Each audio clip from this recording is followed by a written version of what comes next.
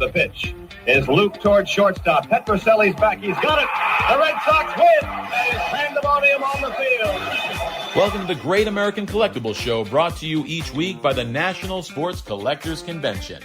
Join us every Wednesday evening at 6:30 p.m. Eastern Standard Time and get the latest news from the greatest experts in the sports collectibles world. You can watch us on the Great American Collectibles Facebook page, as well as YouTube, or you can listen to us on Spotify, Pandora, iHeartRadio, or any of your favorite podcast platforms. And now your hosts, award-winning sports collectibles author Tom Zappola and Boston radio personality Lou Blasi. Yo, Louie boy, how are ya? Doing very well. Good. High above courtside, Tom Zapp from warm Florida, Louie. Warm Florida. Snowless Florida. We're on the 18th floor. I got no sympathy. Jeremy's from Phoenix, from Arizona. You're in Florida. Right. I'm in 2 feet of snow. All right, so let's listen. Jeremy Murray from, obviously, our pal from Pristine Auctions. Jeremy, you're in Phoenix. What's the temperature there overall? Pretty much. Right now, we are a balmy 55 degrees. We're going to hit 73 today. As we are going to hit 73. I may have to put a sweatshirt on. Maybe get a little chilly. Well, it's funny because I go for my bike ride right after the show, and I had my long gym pants on, and I said, wait a minute, it's going to be 74, so now I have my biking shorts on. It was 0 here this morning. 0. I'm just saying. And Lou, rumor has it that there may be another event coming this weekend up in the Boston area. Yeah, we're coming down to stay with you. Yeah, you're welcome to. I'm hearing anywhere from 2 inches to 10 inches. But that's nothing now for New Englanders. That's nothing. After this storm, no, that's a piece of cake. Right. Yep. Hi, welcome to the Great American Collectibles Show. A little later on in the show, we've got Doug Keating from Cardboard Promotions is going to be joining us. Jeremy's here for the whole hour. You know, Jeremy, we've been talking Pristine Auctions, and I want to talk about it. Lou and I want to get into it, and we're going to talk about other stuff too. Yeah. But Pristine Auctions, I call you guys an outlier in the auction world. You are definitely not your run-of-the-mill auction house. You're not Heritage. You're not Memory Lane. You're not Leland's. You're not Mile High Card Company. You guys really are a unique business, and it's cool because I've always said that you guys really genuinely appeal to the masses. Yep. With what you do, how you operate. So I want you to take us through the difference between the Pristine business model and everybody else. Number one, how many employees do you guys have? We have right now about 110 full-time employees. Okay, so you have 110 full-time employees. I'm not going to ask you what you do in sales, but your inventory must be astronomical. I mean, do you guys have a warehouse that has inventory in it? Yeah, we have two warehouses full of inventory. It's Tom, it's something that when I came here for my first time 7-8 years ago. Were you with SGC? Yeah, it was Beckett. You were at Beckett, yeah, okay. Beckett before we came here and we worked with the guys at Pristine. And I walked in here and I had absolutely no idea this was going on behind the scenes. Like I knew the guys that I worked with. And it's the same kind of feeling when we have visitors come in and take tours and look around and see this place. And they're just like, you've got to be kidding me. Yeah. Like, this is insane. The amount of people, the organization, the tracking ability, the processing, all of it is wild. It is really wild to see. And it's amazing what Pristine has built itself over 16 years in business. Forget all the processing and all the operations part of it. It must be just a fascinating place to work because you never know what's coming through the doors. You never know what you're going to run into when you go to work each day. Yeah. It's got to be amazing. It is really cool what you see. And some of it you're like, okay, well, here's another pallet full of Jose Canseco jerseys. And that stuff's like, it's cool. Like it's good to see. And he signed it and did that stuff. But then you'll have people ship in rare items to unload, or drive in from all over the place to drop items off. And you're like, All right, so hold on, stop Yeah. there. So you've got really several outlets for inventory to come in. Like you just mentioned, a pallet of Jose Canseco, whatever. Yeah. So there are certain small businesses that you guys deal with Yep. that, right, that are kind of captive to you guys. And then you have the general public. Tom Zappala has a whatever, and he sends in one item, hey, sell this for me. Yep. And when I started working with Pristine, it was sort of known as a memorabilia place, where it's a place where you could get your signed stuff here. Good, either custom jerseys, unique jerseys, and things like that. But it was memorabilia, and it's changed a lot over the past 2.5 years, where the card business has grown. So a lot of unique items, some bigger items coming in that we met and have seen before. But at the heart of it, it is, like you said, it could be someone does a signing with Jose Canseco and sends a bunch of items in that way. Or you may have a Tom Zappala that says, hey, I've got a small collection of cards, or I picked up some autograph stuff. We had an amazing side note. We had an amazing item come in that'll be up at auction soon. And it was a small booklet filled with Hall of Fame autographs in there. Babe Ruth, Ty Cobb. And the guy had collected them. You could tell it was a homemade. It was cut out, clipped in there, pictures of the players, and signed. And so the guys at Beckett were here doing authentication, and they loved it. And they went through there, and most of them were good signatures. They took those out. They got them slabbed up. They got some of the Babe Ruth stuff framed up, and then some of the pieces didn't pass authentication. So that's the weird type stuff that you see mixed in with a palette of Jose Canseco stuff. It's just a wide variety of stuff that, like you said, Lou, you never know what you're going to see when you're walking into the warehouse or when you look at an auction. Okay, so in the Go context ahead, of Louis. Tom's project with Ellen and Joe Orlando about the fines and things like that, tell me the background of that autograph book. Was it? Are we getting it from the original guy who possessed it? Is it just out of the woodwork, basically? It sounds like it was the original person that owned it. It was a current consignor that met up with these folks who were helping them with their estate. So it sounds like it was a referral for the original owners of this book that lived here somewhat locally and brought the piece in. And they had already it's weird because you see some of these items that come in framed, and they're beautifully framed, and they're not authenticated. And you're like, oh no, this isn't going to go well. Like somebody got this framed up where it looks beautiful to deceive somebody. And this one was not one of those. All of the pieces were original. And they'd taken them out of the book and gotten them framed up, the big pieces. And it's one that'll be an auction soon. We're working with the consignor now to see how they want to sell it, but it'll be absolutely a focal point of probably our elite auction that's coming up. Now, Jeremy, okay, I was going to ask you this. So that would go into the elite auction. Do you guys have a reserve price on every item? The only auction that we have reserves on is our classic auction. So if you go to our website and you take a look at the classic, it's an auction that has 55,000 items in there. It's a massive, massive auction. And every one of those items start at a $50 bid, and they have. Hold on, Lou, did you hear that? 55,000. Yeah, 55,000. Guys, I'll be honest with you. I'm gonna look at it now. I said 55,000. It's 53,534 as of today. I want to be exactly correct. Okay. And what's great about that auction? It's a place where customers can feel comfortable if they want to have sort of a safety net underneath their item. There's some huge items in there, and I understand the reason why.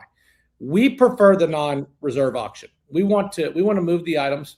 We want to get buyers seeing the pieces and knowing that they're not fighting against a reserve. To each their own. Like, they're both great. Well, you know something? I've looked at you. I've paid close attention to your auctions, and I'm going to ask you a very pointed question.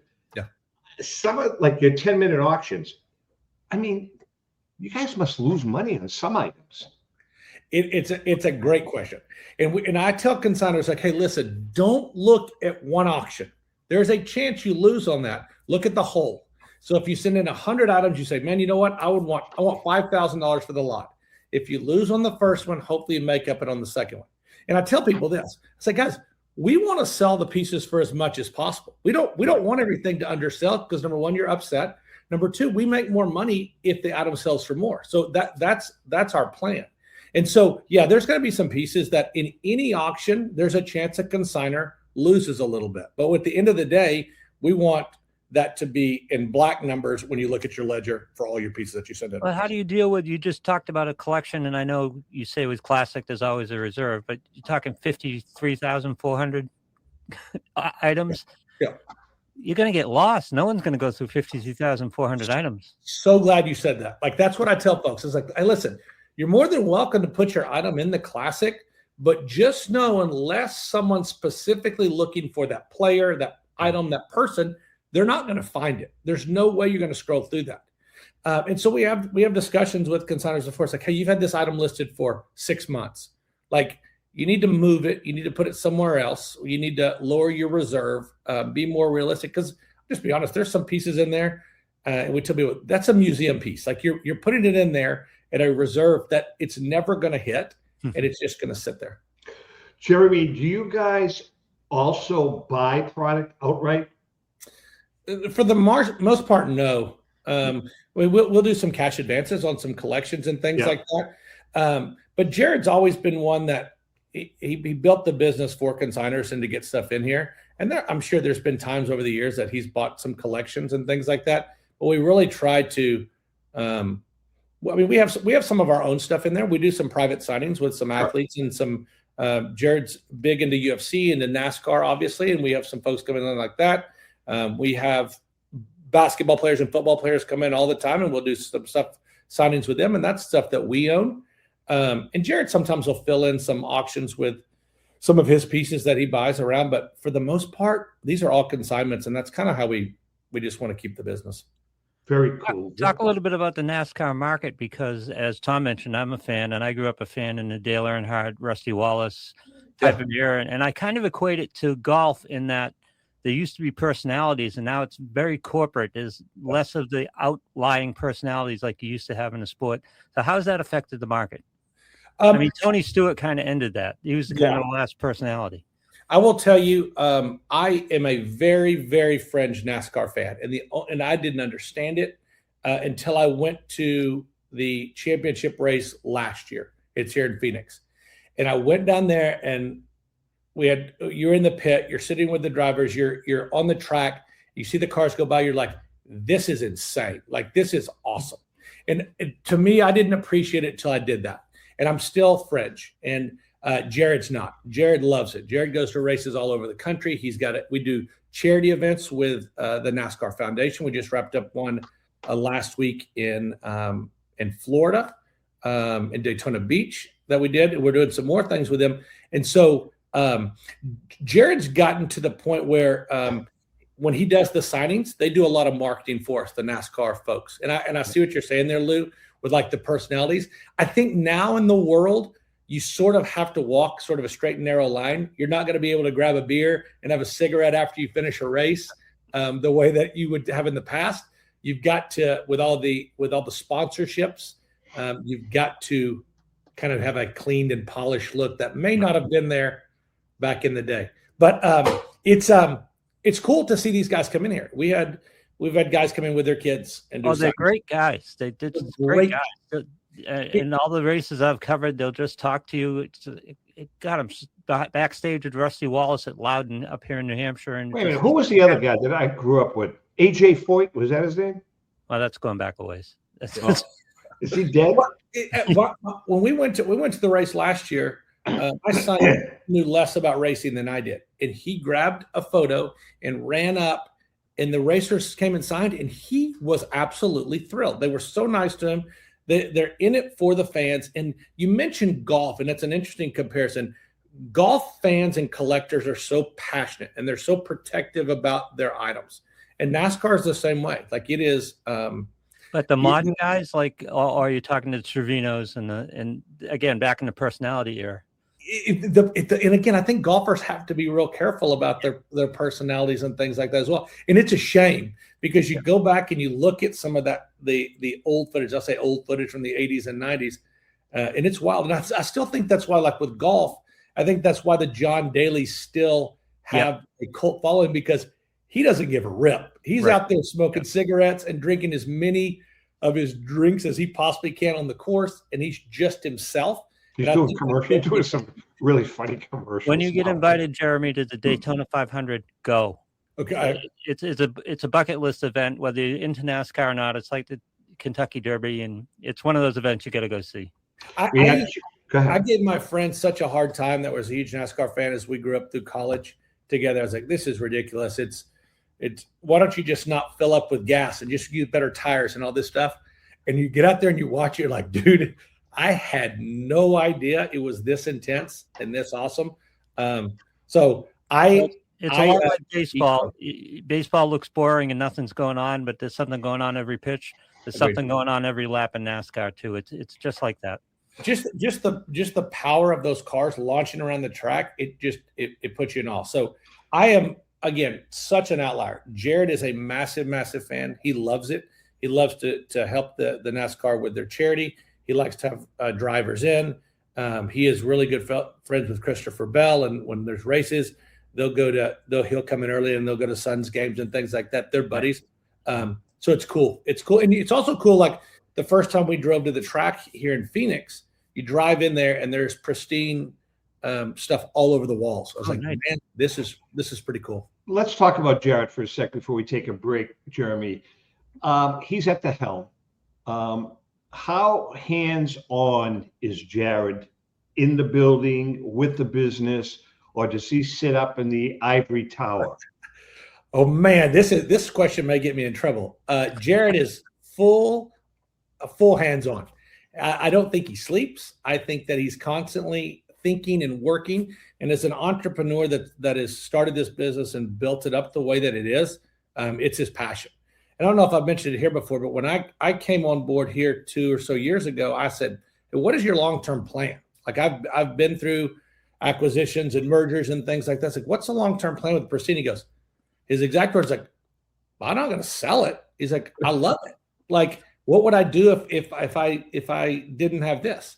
So he is hands-on all the time. He is constantly thinking. We don't know if it's better when he's in the building or on vacation, which we get the most feedback from Jared. If we give him time to think, that's a scary and good thing. We've often joked we'd like him to get to a place where his internet isn't working, so he can't reach anybody. But it's also awesome to have somebody that is an entrepreneur spirit like that loves the industry, loves the hobby, is the highest integrity person that I've ever worked with in this industry. He is sometimes too buyer friendly and too much on that side where it's tough to say, hey, Jared, like, wait a second, like let's think this through just a tad bit, because he really wants everybody that's involved with our auction, a buyer, to get what they want, to get a good price for it. And if you watch him on our live shows, when he sits there and how he talks and how he interacts with people, that's how he is. I've seen that many times, and obviously we've sat down a lot, especially at the National with Jared. He is. I mean, you see what you get. I mean, you get what you see. Yeah. We are chatting with Jeremy Murray from Pristine. Hey, Lou, quick question.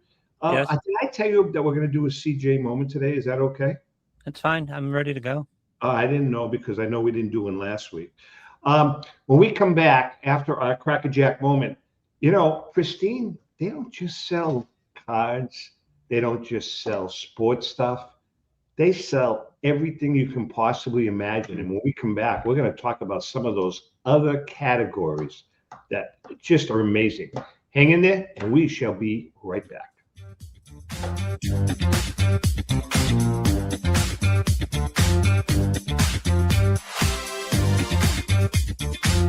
I'm Rebecca Curry, a two-time child cancer survivor, recipient, and advocate for Lucy's Love Bus. The mission of Lucy's Love Bus, 501c3 nonprofit, is to provide joy, comfort, and quality of life for the entire family of children with cancer.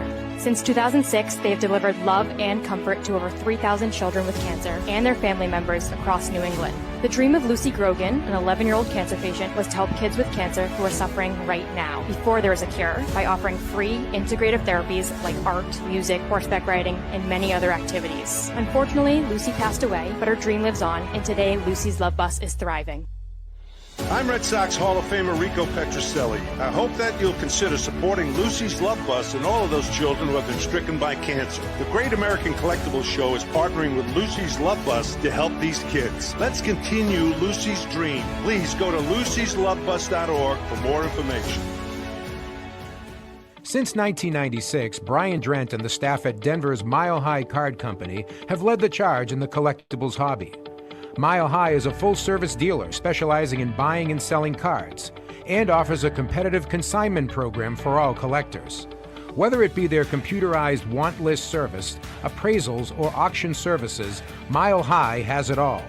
If you've been searching for a company with a selection of high-grade vintage 1888 to 1970 baseball cards and memorabilia that shares your passion, aim high, Mile High. Go to milehighcardco.com or call 303-840-2784 for more information. This is Brian Drent, president of Mile High Card Company. Is your sports card and memorabilia collection properly insured? For easily replaced personal property, homeowners insurance is all most people need. But for prized possessions that you may have spent a lifetime collecting, it doesn't go nearly far enough. Collectibles Insurance Services has been insuring for over 50 years. They offer a full range of protection and a $0 deductible at an affordable rate with no appraisals required. I know because they insure my collection. If you have a minute, go to collectinsure.com and learn more about insuring your personal card or memorabilia collection. Hi, this is Dan from Memory Lane Auctions, here to remind you that the renowned Memory Lane Collectibles Company has served as a beacon of light to the collecting community for the past several decades. Indeed, folks, it has been our utmost privilege and pleasure to provide the most enthusiastic collectors with an abundance of the finest sports cards and memorabilia for America's most coveted sports personalities via our world-class auctions. Whether you choose either a private sale transaction or the auction route, Memory Lane cordially invites you to reach out to us to maximize the value of your prized possessions. Also, it is not just sales that we pride ourselves on being the best of the rest, because if you are seeking a particular keepsake for your esteemed gathering, we will be relentless in our quest to find that special piece to fulfill your collecting dreams. So no time to wait. Reach out to us today for the purposes of capitalizing on our unparalleled marketing capabilities. Simply pick up the phone and dial 877-606-5263. That's 877-606-LANE, or find us on the World Wide Web at www.memorylaneinc.com. Now is the time for your valued consignment to ultimately become another one of Memory Lane's record-setting prices. How would you like to own the bat that was used by your favorite player when he hit that towering home run or game-winning base hit? Now look no further than JT Sports, specializing in the sale and authentication of professional game-used bats. As the official authenticators of professional model game-used bats for PSA DNA, JT Sports will guarantee the authenticity of any bat purchased from them. JT Sports also buys and sells game-worn uniforms, gloves, and baseball equipment. The unique quality of the collectible is what JT Sports is all about. Give them a call at 609-487-8003 or check them out at GameUseBats.com.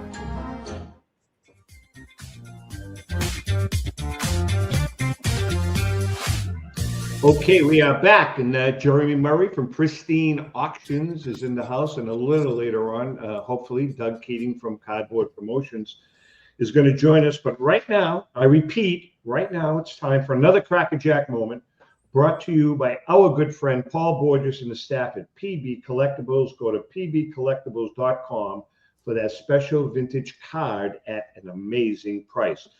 We've got probably about a dozen Crackerjack books left. You can go to tomzappalamedia.com. I think they're half off or 40% off, some damn thing, I don't know. But anyways, you can get a great deal on them, plus all of our other books.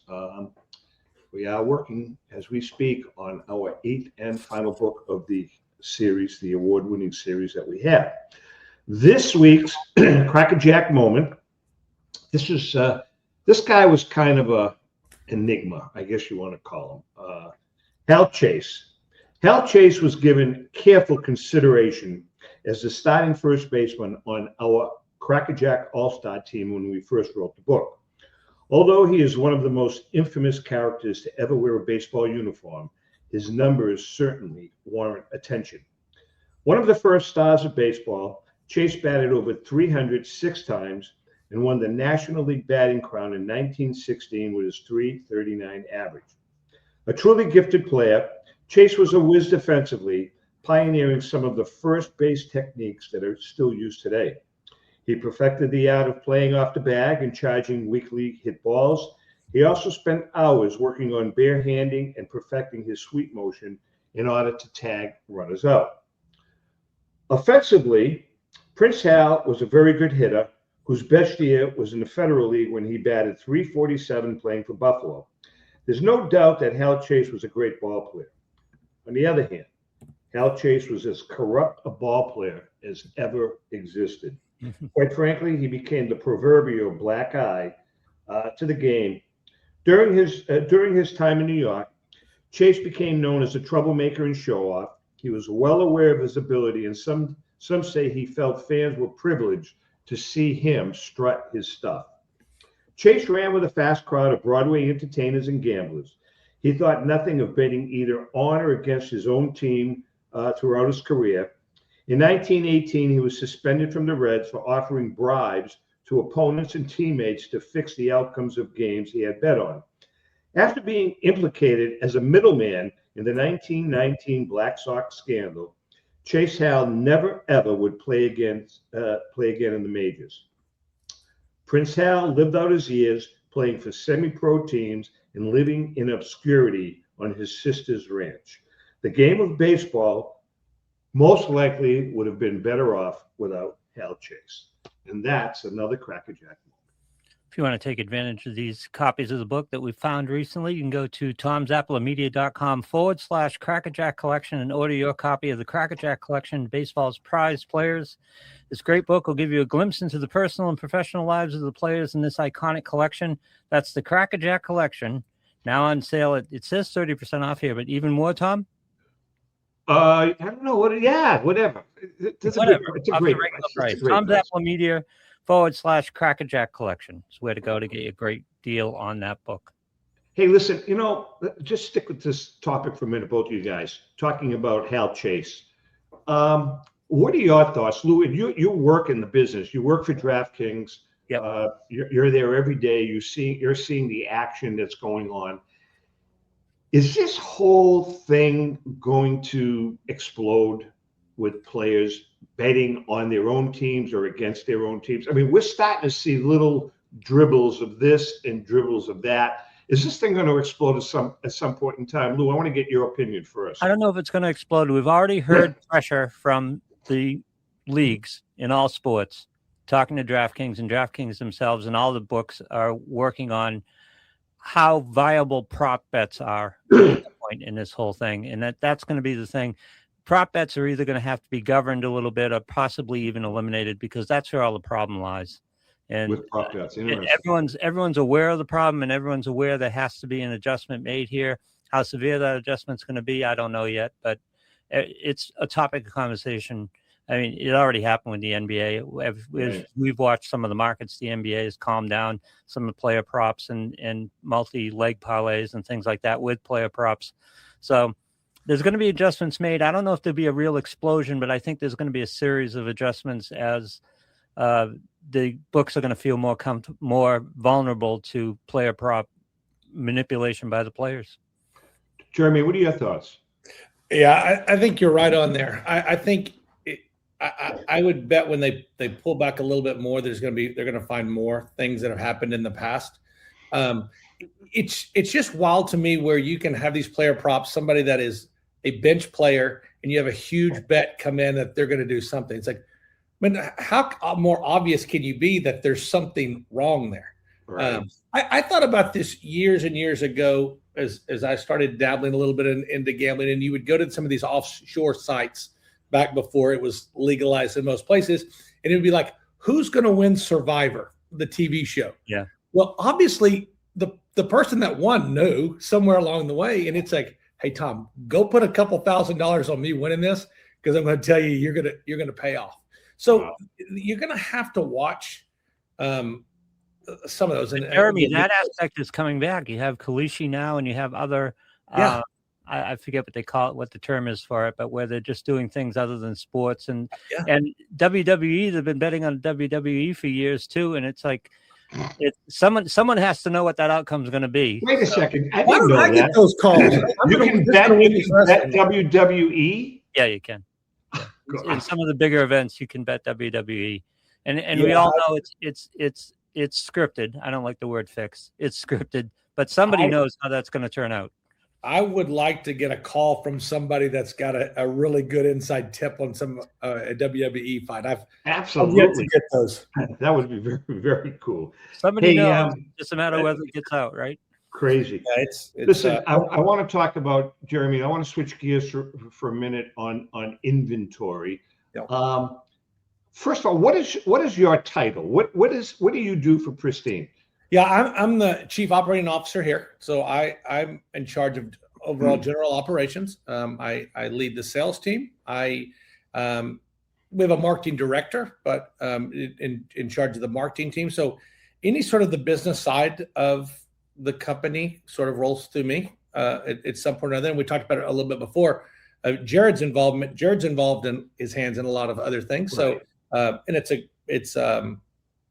that's just kind of how it is. But that's my title. That's my level of expertise and why I came on board. So do you have, for instance, do you have a purchasing department? We do have a purchasing department. Handles all of our when we do our signings and things like that they'll handle all of those events. All right, so let's switch to jewelry, for instance. Okay, now that's a commodity that you guys have, and I think you sell quite a bit of it. How does that? Do you oversee that part of the operation also? Yeah, anything that comes in there on consignments and the consignment services, I have my eyes on that. Jewelry is an interesting one because before I got here, they had jewelry mixed into all their other auctions, and they stopped doing that for a little bit. And then we had some really, really good consigners that we trusted and we knew that said, hey, I've got really, really good pieces here. I'd like to be involved. So we've actually expanded and have a weekly jewelry auction now that are just for those guys. It's one you have to be careful with, and you have to work with trusted folks there because we guarantee anything that we sell. Authenticity is a key thing, and it's again, I talked about Jared's integrity. If there's any question of that, then he's one to say, we're not working with that consignor again, refunding the customer type stuff. And so we have to be very protective of what we allow in. So do you guys have, you sell like legit high-end jewelry as well as costume jewelry? It is all legit jewelry. No costume jewelry in here. Really? The jewelry auction we have here are all certified gems and jewels there with appraisals and everything that come with those. Oh, wow. So it comes with it. It's the same thing where if we have an autographed Jordan basketball, we have one of the big authentication companies authenticate that. We also have GOAT authentication that does our Tom Brady and stuff to add their authentication on there. We want to make sure that people, when they buy stuff, they're getting what they. So Louis, Tom has a specific authentication company. Yeah, he owns authentication company. Yeah, Which he was one? at the Philly Brady? show. Yeah, he was at the Philly show. So Louis, wait a second. Your engagement ring. There you go. That's where you can get it. That's how I can get it. Yeah, get it. I can call Jared up. I can call Jeremy up. Can give Lou a deal. Fair enough. Is there any memorabilia crossover there, Jeremy, where Marilyn Monroe owned this ring or owned this necklace or that type of thing? If there is, and there is some provenance behind where it came from, we're happy to sell it that way. There you go, Lou. All right. Hey, let's switch gears again. Let's talk musical instruments. You guys sell some really cool guitars. Lou's a guitarist. Tell us about that part of the business. Yeah, kind of in our pop culture side of the business, we have a lot of musical items that are in here. Guitars, obviously, you mentioned that. The pick guards, a lot of the guys will get the pick guard side and put it on the guitar display, get custom guitars in there. There are times that we have musicians come through here. Alice Cooper is a is a fan favorite and a friend of Jared that'll come through and do autographs for us. But yeah, there's in the music industry and any pop culture side of the business, there are autograph chasers out there. And if you can grab autograph stuff from musicians, it's huge. People, and I think I may have mentioned here before, people ask if we have Taylor Swift in here signing. We have so much Taylor Swift signs. I was going to say that you guys have quite a bit of Taylor. Now, let's talk about that. Does that come from one consigner? All sorts of folks that have it. What happened, and I think this kind of started during the pandemic, artists were signing CDs and sending them out to buyers. And so they would do it. And I think it started, Taylor Swift might have been the first one that sort of did this. Say, hey, pre-order my CD now, and it'll be signed when it comes there. And a lot of people got involved with that. You'd pay $50, $100 and whatever and get Taylor Swift signed autographs on that. That's kind of how it started. But yeah, all these items come from multiple consigners that send. A lot of the stuff is the same stuff, but there's some unique stuff that are in there as well. This question occurred to me during the 7th game of the World Series, the Mel Rojas homer at this point, and who has control of that ball and where the value is. But it expanded my mind because Shohei Ohtani could be sitting in a room just signing stuff left and right if he wanted to. Yep. Has the trend gone towards artists and ball players controlling their own autographs and their own supply chain? Taylor Swift could put a dress out from the Eras tour and probably make a pretty good buck off it. Correct. It's an interesting question because a lot of the athletes now may or may not have contracts with some bigger players in the industry. Fanatics being one of them, where they'll say, hey, we can only sign for Fanatics. I'm a Fanatics guy. That's who I can sign for. But there are some folks that don't want to have that, and they will go to and do signings and individual signings and work with whoever they want to. But Lou, I think that's what you said there is it sort of goes back to what you talk about gambling. Like if you needed money, Taylor Swift could take one of those outfits that she wore in a concert and sell it to a Leaf or a Fanatics or something like that and cut it up and make cards or sell it individually. And live pretty well on that. And then, they do both too, Jeremy. For instance, it could be whoever the athlete or entertainer is, they could have an exclusive with Fanatics and sign only for Fanatics, but Fanatics can have a position at the National, for instance, and that individual is signing at the National, but working for Fanatics. Sure. That happens quite a bit. TriStar does that. TriStar has their own show. Right, exactly. Jeff Rosenberg does that. And they provide the athletes and for the National. And so, yeah, it's interesting with like Fanatics Fest coming up in July, where they'll have their massive group of athletes that are all set up there. And I think they're somewhat protective of those guys. And I think they probably pay them very handsomely to be more protective. So they may not loan them out as easily, but we'll see. Jeremy, what about fine art? Now, listen, you handled jewelry, sports, entertainment. Do you, Jeremy Murray, have to become a semi-expert in all of this stuff? Yeah. Let's talk about fine art. Christ, you sell fine art. Thank goodness I do not have to become an expert in that. It's a slippery slope there because we've had people say, hey, that's not art. And it's a thing to say, okay, what do you consider art? If I scribble on a piece of paper and I said, look at that masterpiece, I consider it art, others don't. And so it's tricky there to say what is art and what's not. But what we do is we have authentication of this. We need to work with artists that say, hey, this piece was done by Jeremy Murray. It is authentic. It just gives a little bit of detail about what it's there. So just like we were talking about before, some of the larger auction houses that are out there that deal with some crazy, huge Grail type cards.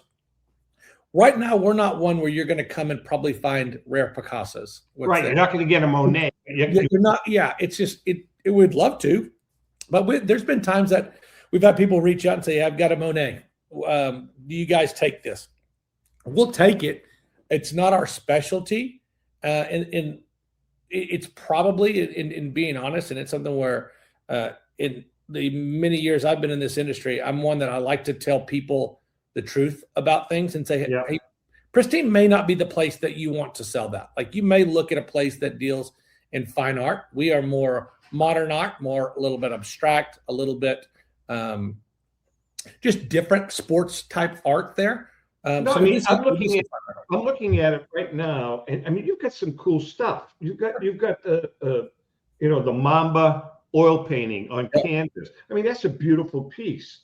But then again, you have some Muhammad Ali signed lithograph. So you're kind of all over the place. It's actually pretty cool. It's one that's a very interesting one when you go through that auction when it's listed and you're like, hey, listen, Larry Bird's shoes are not art. I know that you can consider anything art, but that's not art. Like we need to have some things in there that we need to be need to lean one way over the other. So yeah, art is something that we put out there, and art is a category that we've done really well in. But I think when you come in there and you're looking for high fine end art, Pristine Auction's not the first place you're going to go look for Monets and Picassos and things like that. We are chatting with Jeremy Murray. Louis, I'm going to give you the option, Philly or Finkelmeyer. What would you like?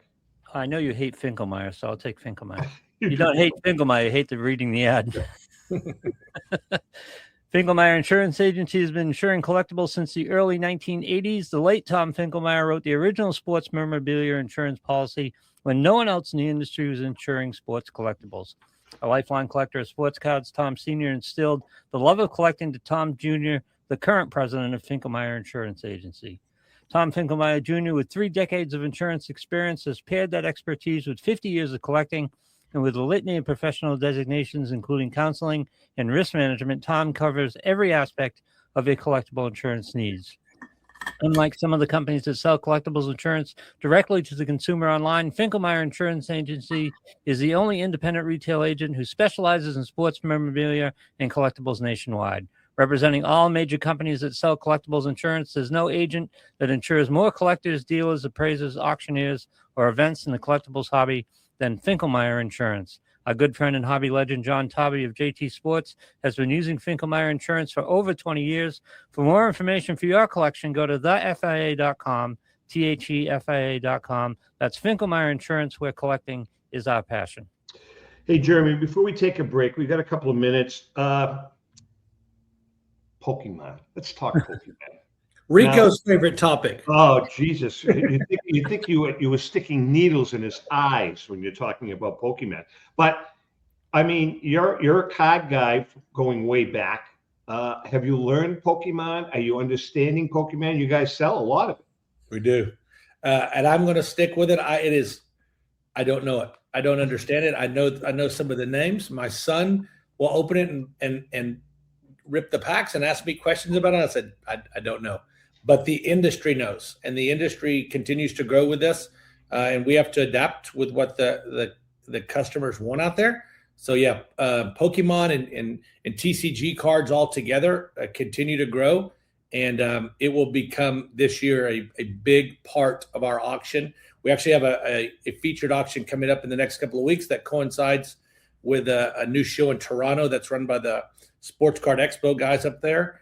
They're putting on a TCG heavy card show, and you look around the shows these days, and Philly's a perfect example. The guys there have a special TCG area that is for the show. There is no way back in my first days of going to Fort Washington show in Philly there that I would think this would ever be a player at all, and it is. And the guys at West Coast show are having a separate show for that, and the front row shows are heavy with Pokemon. And I would be surprised at the National this year. There is not a bigger Pokemon presence than even. I think I was talking to Joe Drellick about that, and I believe, unless I dreamt it, I think they're going to have an entire floor dedicated to Pokemon.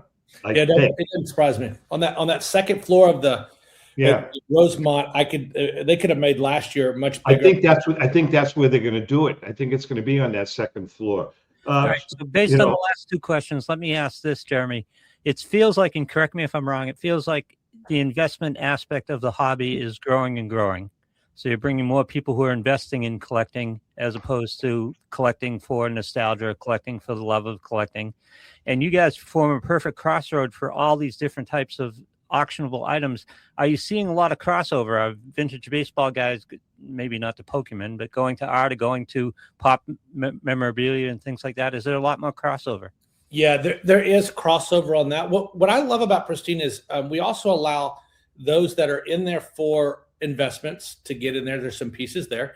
If there's some folks that are in the lower end level, they can get some good pieces in there that they want to. We don't expect everybody to be able to have $100,000 to come in here and buy some one of one, this or that. But we also have people, and we're seeing it a lot on our live auction platform that continues to grow, where people, when we say, hey, we're having vintage cards, the room fills up with vintage collectors. And you'll see those same folks in our modern auctions doing some of the investments. So you can always go there and say, hey, I like to dabble in the safe commodity. I love that Mickey Mantle, Babe Ruth stuff that is never going to go down in value. But now I can also dabble in all these rookies as well. So I've got some risk and some safety where I want to dabble in that. So yeah, there's definitely crossover in collectors and what they're doing. We are chatting with Jeromy Murray from Pristine Auctions. Man, this is good stuff, cool stuff. You're really giving us a real clear picture of what Pristine is all about. We have a couple more things to talk about. We're going to take a quick break. Not sure if Doug Keating is going to be joining. Have we seen Doug? Is he still MIA? Off and on. He actually had a camera for a little bit, but he's off right now. Okay. Hang in there. We'll be right back.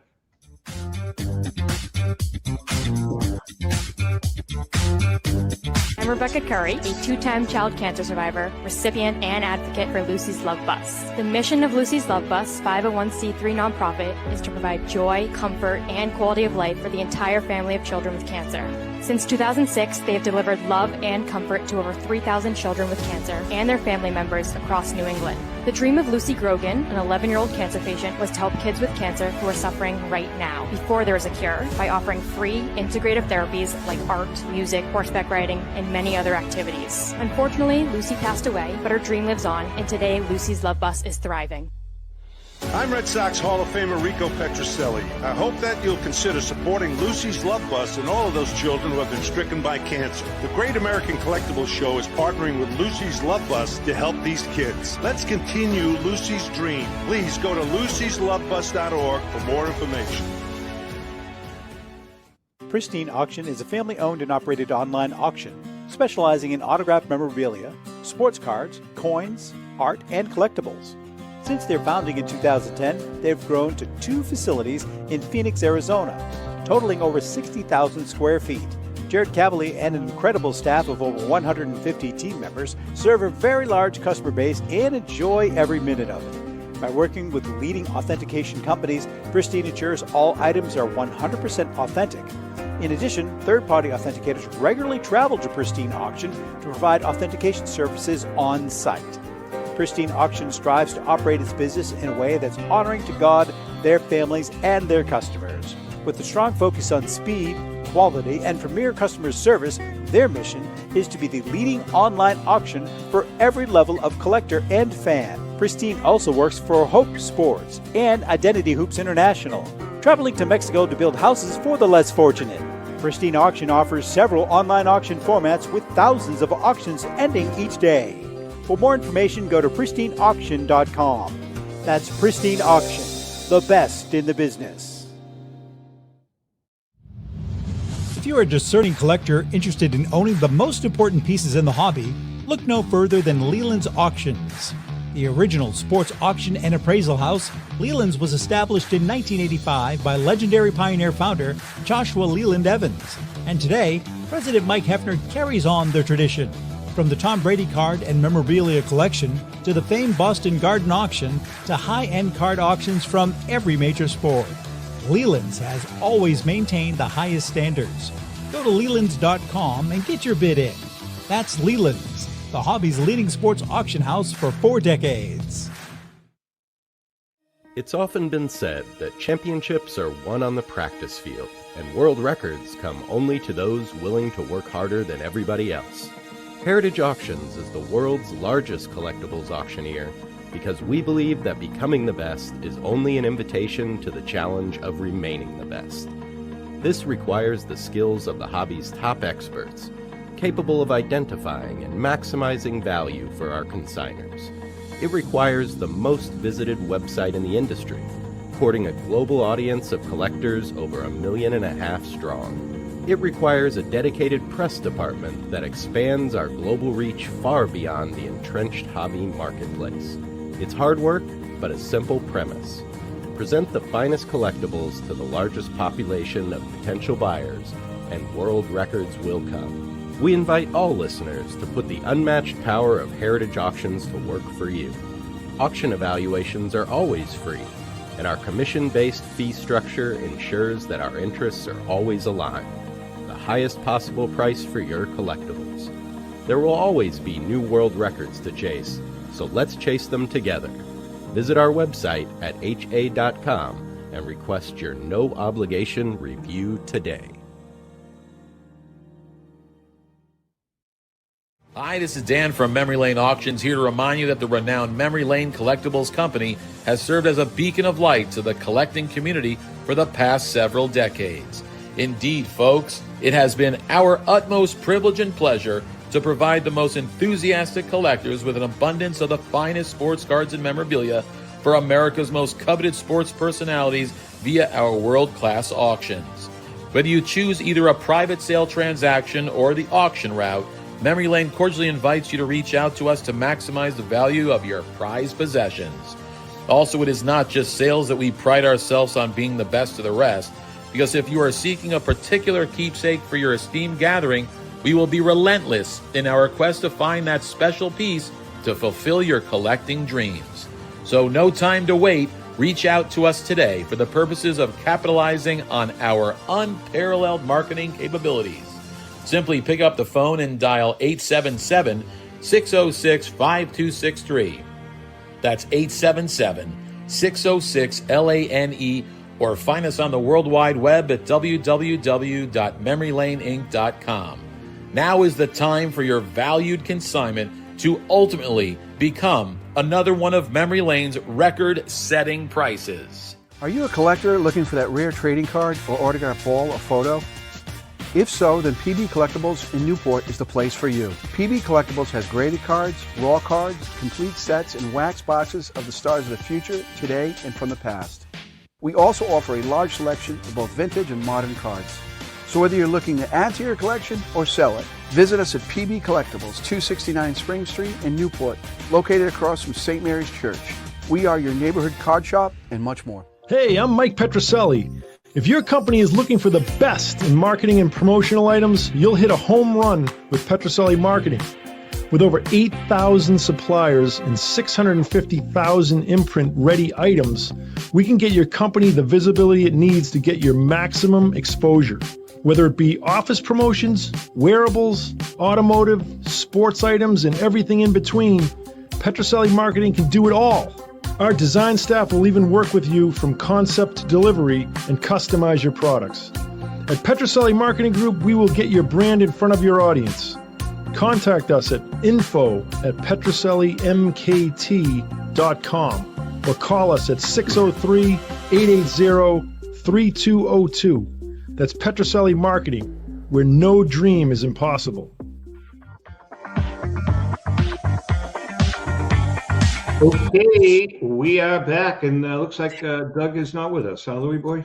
No, Doug sent a note. He had a little problem with his computer. Okay, no problem. We'll line him up. Yeah, no, we'll Doug's a good guy. We'll hook him up next time. Jeremy, actually, you know something? You were talking. Let's talk about Philly right now, and then I have a question for you. East Coast Sports Marketing, along with eBay, are pleased to present the Philadelphia Sports Collectors Show.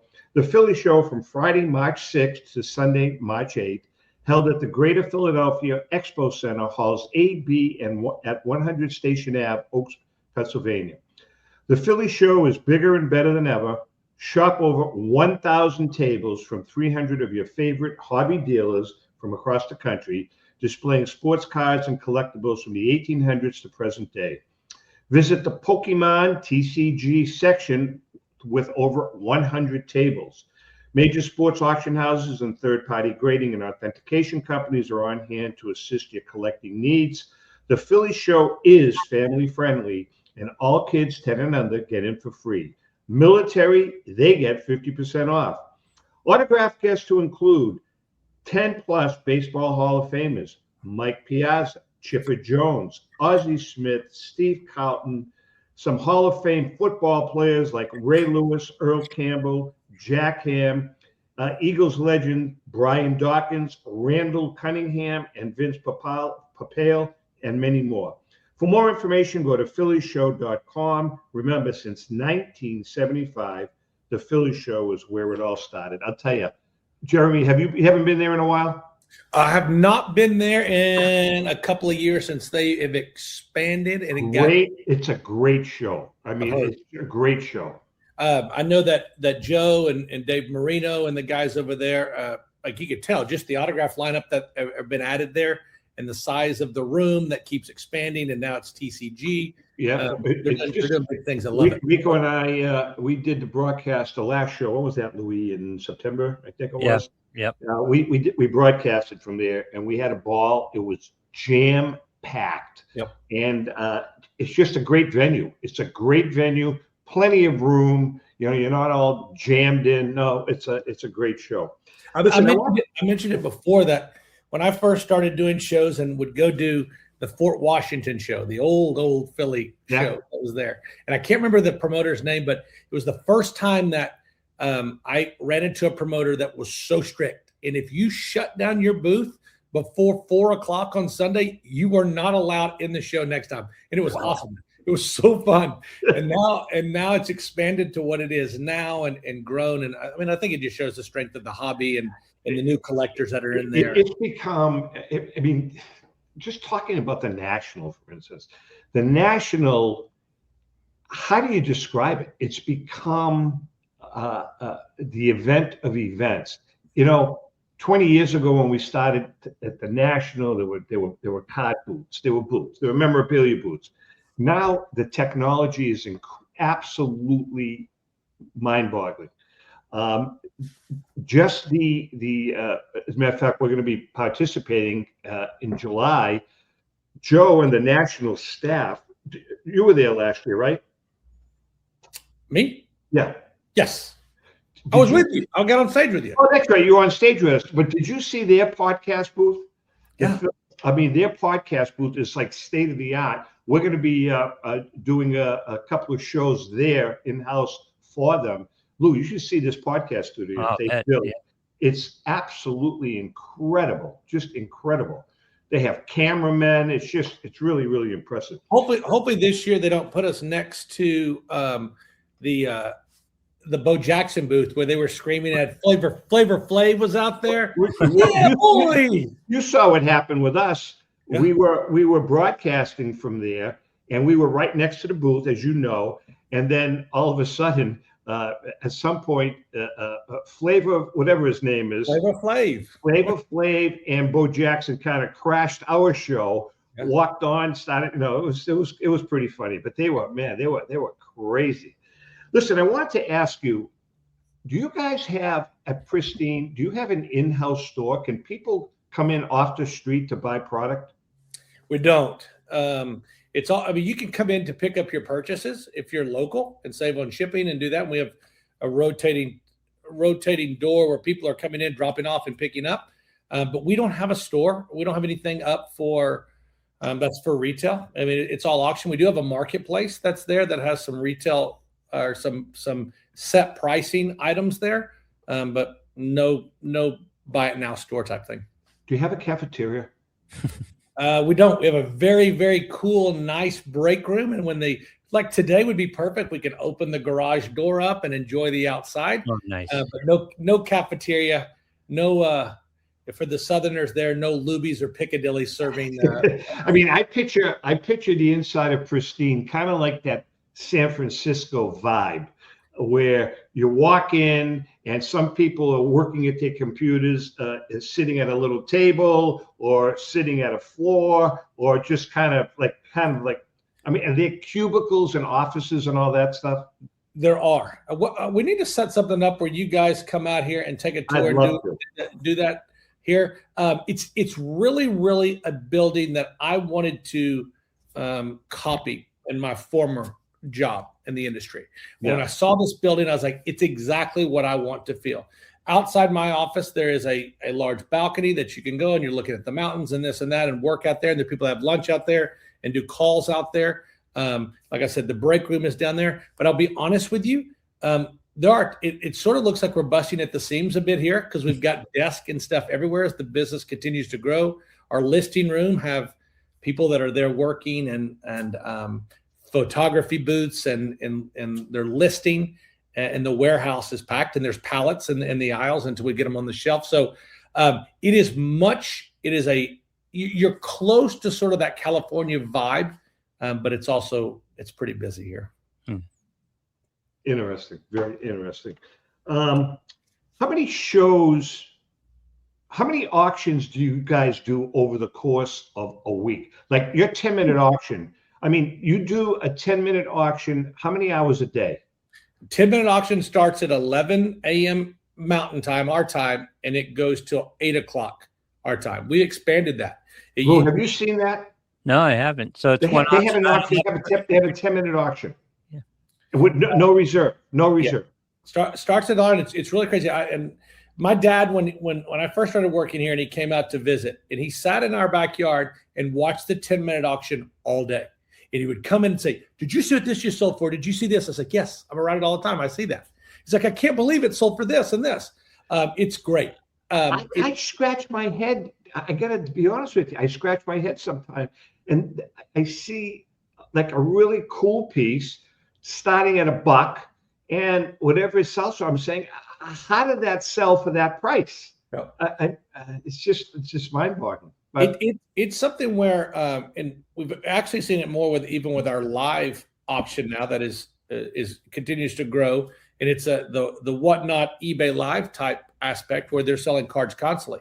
It is now. We've expanded that from 11 a.m. until midnight, all day, and we've added a second stream in there that is all mem for a couple of hours a day, memorabilia, all sorts of stuff that are there, and it's the thing where I've talked to buyers and consigners that they have it in their ear all day and they're listening all day, or they have it in the background where they're listening. If something pops up, they jump on there. So it's a thing where I sort of mentioned it earlier, where we're hitting collectors at whatever level they want to be at higher end stuff. Jared just wrapped up our Elite Live auction last night where he ran some crazy pieces at 15, 20, 30-second auctions. And then so the higher end stuff there. But today you'll go in there and you'll get $5, $10 Bonix. You know something? I could really see where it could become addicting, to be honest with you. Yeah. I mean, it's like unbelievable what you got. It really is. It's kind of like the auction equivalent of breaking, actually, because you never know what you're going to get at a particular price. You might get a bargain.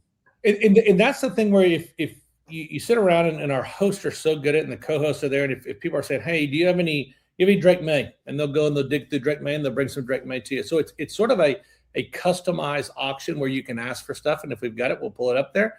And yes, you can absolutely get some deals. And so go ahead. I'm sorry. Yeah, go ahead. Go. No, I was going to say, so when you guys are at the National, do you take consignments there? I mean, what is the function of Heritage will take consignments. Memory Lane. Do you guys take consignments at the National? Yeah, any show that we attend, we want to be there to take consignments, and we have discussions with our consigners before we even get to the show. We reach out and say, if you've got items to consign them here. Save on your shipping. They get them listed a little bit quicker. There's some perks that go along with consigning their own show. So what we want to do is when we go into a show, we've got consignments lined up, and I think still. I don't think that maybe the majority know that, hey, you can consign to Pristine. Like, we want that. We want to get your items up here. If it's cards, if it's memorabilia, if it's pop culture, if it's video games that we've got up and running right now in our pop culture auction, like if we can sell it, we would love to help you out with that. And so, yeah, any show that we go through there that we take consignments. And our goal at the shows is kind of twofold. We love to sign up new buyers. And what we did last year is we had some show exclusive auctions and pedestals set up around the shows that we're at that you could pick the items up there. There's no buyer's premium. You buy it, you pick it up right there, and you walk out with it. And there's some great items in there. Same type stuff where you can get some really good deals and pick up some really good collectibles right there on site. So with that, we get people registering, and that's what we want. And then obviously get consignments. Last question I have. Tell us about that strictly PSA 10 section. You guys, all you do is you have a part of your, what, an auction is it that's strictly PSA 10s? The auction that just wrapped up, I think it wrapped up yesterday. It wasn't just PSA cards. It was any cards that were graded as a 10. 10. A lot of PSA Jim Mints in there, obviously, but CGC and Beckett were all mixed in there. So what's great about Pristine is the flexibility that we have, that we can spin up these auctions if we have the inventory for it. So what we were having is we had so many cards coming in, and that we weren't able to sell them quick enough, because we don't want to put 3,000 or 4,000 cards in one auction. They get lost. So we said, hey, here's what we do.